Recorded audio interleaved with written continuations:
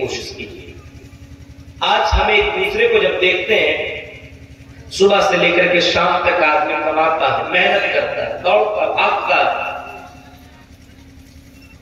لیکن پھر بھی پریشان نظر آتا ہے.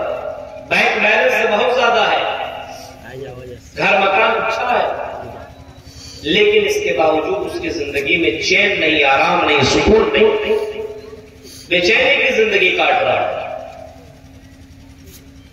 کارن کیا؟ ہمارے گھروں کے اندر سکون کیوں نہیں ہے، آرام کیوں نہیں ہے؟ بہت سے پیسے والوں کو آپ نے دیکھا ہوگا زہر کھا کر کے مرتے ہوئے، سوسائڈ کرتے ہوئے، ڈپریشن کا شکار ہوتے ہوئے آپ نے دیکھا ہوگا. اس کی زندگی کے اندر سکون اور آرام نہیں ہے. اللہ کہتا میرے بندو، اگر تمہیں سکون چاہیے اور آرام چاہیے، اور اگر تم چین کی زندگی کاٹنا چاہتے ہو، دنیا میں بھی تمہیں آرام چاہیے اور مرنے کے بعد بھی تمہیں سکون چاہیے، تو اللہ تعالیٰ کہتا میرے بندو ایمان والے بن جاؤ، ہم تمہیں سکون دیں گے، ہم تمہیں آرام دیں گے.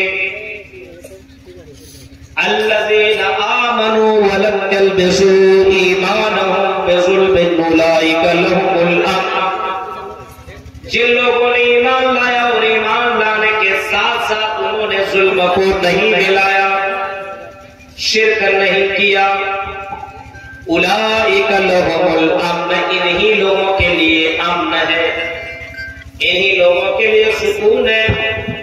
آج ہم اور آپ بہت سے لوگوں کو، ایسے لوگوں کو دیکھیں گے ایمان لانے کے ساتھ ساتھ شرک کرتے ہیں، ایمان لانے کے ساتھ ساتھ اللہ کے ساتھ کسی کو شریک کرتے ہیں.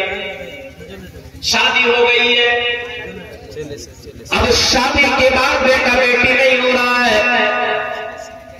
کئی بڑے بڑے عالم نے باقاعدہ تقریر بھی کی ہے، بیٹا بیٹی دینے والا ایک ہی ذات ہے.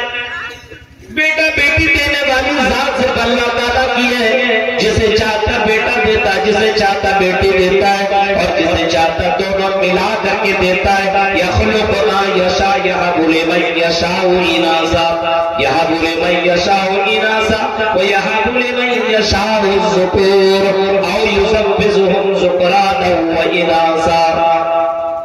جسے چاہتا بیٹا بیٹی دونوں دیتا ہے، جسے چاہتا صرف بیٹا ہی دیتا ہے، اور جسے چاہتا صرف بیٹیاں ہی بیٹیاں عطا کرتا ہے. وَيَجْعَلُ مَن يَشَاءُ عَقِيمًا، اور جسے چاہتا 5 رکھ دیتا ہے. سارے دنیا کی طاقت مل کر کے اسے اولاد دینا چاہے تو اولاد بھی نہیں دے سکتی ہے. مولویوں سے، علماء سے تقریریں بھی سنائے، لیکن کسی کٹ ملا نے اسے بتا دیا فلاں بابا کے پاس جا اور وہاں پہ جا کر کے فلاں بابا کی تعویذ پہن لے، تیرے یہاں بیٹا بیٹی ہو جائے گا. اس نے بڑے بڑے سلفیوں کی تقریریں سنی ہیں، مدنیوں کی تقریریں سنی ہیں، قرآن و حدیث کے اندر یہ باتیں سنی ہے، لیکن عقیدہ اتنا کمزور ہے کہ فلاں بابا کے پاس چلا گیا، فلاں کٹ ملا کے پاس چلا گیا، اور 50 روپے کی تعویذ اس نے باندھ دی اپنے بیوی کے گلے پہ. اے میری بیوی تو مایوس مت ہو، بیٹا بیٹی اس تعویذ سے تمہیں ملے گا، کیونکہ فلاں بابا نے یہ تعویذ دیا ہے. کتنا کمزور عقیدہ ہے. غور کیجئے،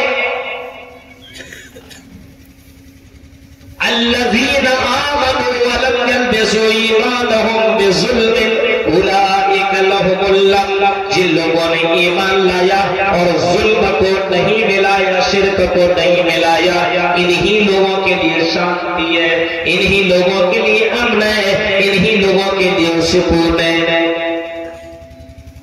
میرے بھائی ذرا غور کرو، اپنے یہاں کو ایسا ہو رہا ہے. بہت جگہوں کے اندر باقاعدہ بیٹا دینے والا الگ بابا ملے گا تو بیٹی دینے والا الگ بابا آپ کو ملے گا. یہ تعبیر دے لو تو برکتیں آئیں گی.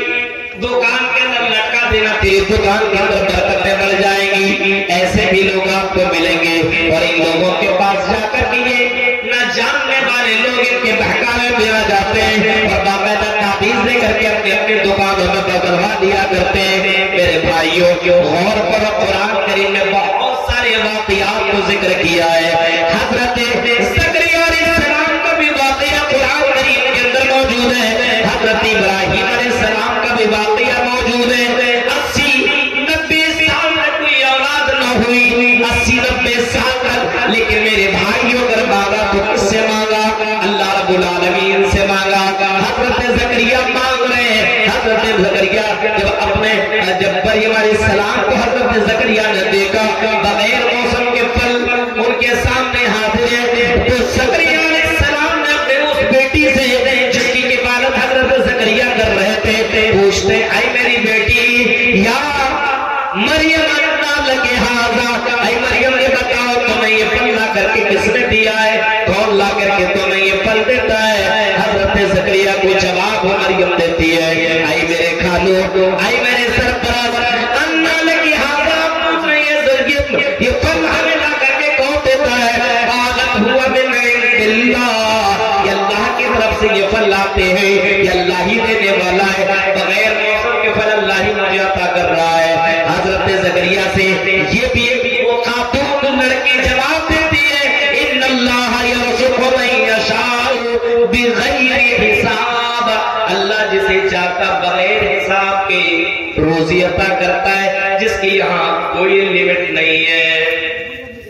حضرت زکریا 80 سال کے ہو چکے ہیں، جب دیکھا کہ بغیر موسم کے پھل اللہ تعالیٰ عطا کر سکتا ہے تو مجھے بھی تو اولاد عطا کر سکتا ہے۔